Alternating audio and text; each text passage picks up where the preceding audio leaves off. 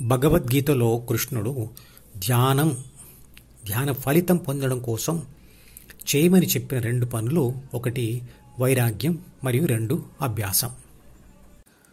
వైరాగ్యం అంటే అనురాగం లేకపోవడం, అంటే తిరస్కరించడం.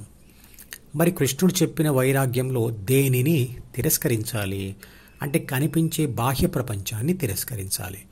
మరి అభ్యాసం అంటే అభ్యాసం కూడా తిరస్కరించే పనియే. అభ్యాసంలో దేనిని తిరస్కరించాలి అంటే కనిపించని అంతర్ప్రపంచాన్ని తిరస్కరించాలి. అంతర్ప్రపంచం అంటే ఏమిటి? బాహ్య ప్రపంచానికి ప్రతిరూపమైన అహం మరియు జ్ఞాపకాల పుస్తకంతో కూడిన ద్వితీయ మనసు. జ్ఞాపకాల పుస్తకం అంటే చిత్రపటంలో చూపించిన డి, అది బాహ్య ప్రపంచ సమాచారం మరియు కోరికలతో నిండిన పుస్తకం. ఈ రెండిటిలో బాహ్య ప్రపంచ తిరస్కరణ అనేది ఇంటి బయట ఉన్నప్పుడు సాధన చేసేది. అంటే వర్తమానంలో జ్ఞానేంద్రియాలతో పొందే ధ్యానానికి అవసరం లేని బాహ్య ప్రపంచ అనుభవాలన్నిటినీ తిరస్కరించడం. ఈ అనుభవాలు పదార్థాలతో పొందేవైనా, మనుషులతో మరియు ప్రాంతాలతో పొందేవైనా తిరస్కరించాలి. ఉదాహరణకు, తనది కాని దేనినైనా పొందాలి అని కోరిక కలిగినప్పుడు వెంటనే ఆ కోరికకు వ్యతిరేకమైన ఆలోచనతో దానిని తిరస్కరించాలి. ఈ బాహ్య ప్రపంచ తిరస్కరణ వల్ల కొత్త ప్రపంచ సమాచారమును ఏబీసీ గ్రహించి డీలో రాయలేదు. అందువల్ల ఏబీసీ కోరికలను సృష్టించి కూడా డీలో రాయలేదు. అందువల్ల డి అంటే జ్ఞాపకాల పుస్తకంలో బాహ్య ప్రపంచ విషయాలు చేరకుండా ఉంటాయి.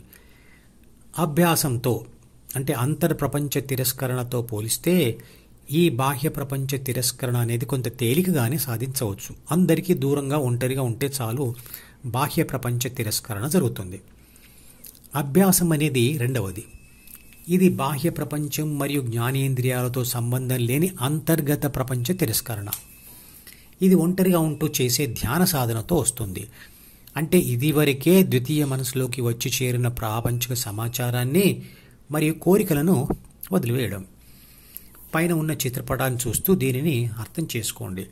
ధ్యాన అభ్యాసం అంటే ఈ అంటే జ్ఞానేంద్రియాలను మూసివేసి ప్రాపంచిక ఆత్మ అంటే ఏబీసీ యొక్క ధ్యాసను డీలోని ధ్యాన సంబంధం లేని కోరికల నుండి మళ్లించి డీలోనే ఉన్న జి అంటే ధ్యాన కోరిక ద్వారా హెచ్ అంటే హృదయంలో నిలపడం.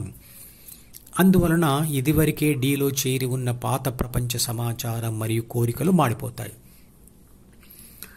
ఆలోచనతో బాహ్య విషయాలను తిరస్కరించేది వైరాగ్యం. ఇక అనుభవంతో ద్వితీయ మనసును తిరస్కరించేది అభ్యాసం. ఆలోచన మరియు అనుభవం ఒకదానికి మరొకటి వ్యతిరేకం. అంటే ఆలోచన ఉన్నప్పుడు అనుభవం కలగదు, మరియు అనుభవంలో ఉన్నప్పుడు ఆలోచన రాదు అని ఇదివరకే చేసిన వీడియోలలో వివరించాను.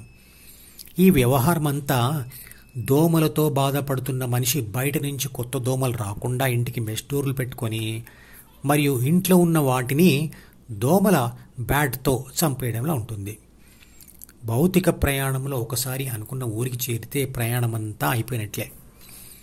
కానీ ఈ ఆధ్యాత్మిక అంతర్ప్రయాణంలో ఒక్కసారి ఏబీసీ అంటే ప్రాపంచిక ఆత్మ డీను విడిచి హృదయంను స్పృశించినంత మాత్రాన అందులో స్థిరపడడం జరగదు.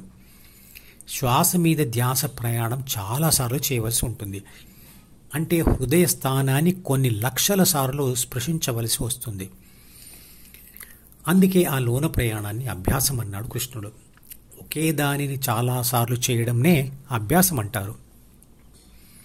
అతి కష్టంగా హృదయంపై స్థిర ధ్యాస కొంతసేపు ఉంచగలిగినా వెంటనే ప్రాపంచిక ఆత్మ అలవాటుగా ద్వితీయ మనసులోని డి వైపుకు తిరిగి వస్తుంది.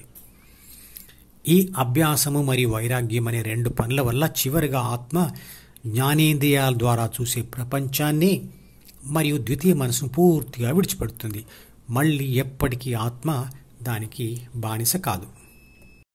ఈ మధుపదం యూట్యూబ్ ఛానల్ వీడియోని సబ్స్క్రైబ్ చేసి గంట గుర్తును నొక్కి ఆల్ని సెలెక్ట్ చేసి ప్రతిరోజు యూట్యూబ్ ఓపెన్ చేసి అడుగున ఉన్న సబ్స్క్రిప్షన్ బటన్ నొక్కితే అన్ని లేటెస్ట్ వీడియోలు చూడవచ్చు.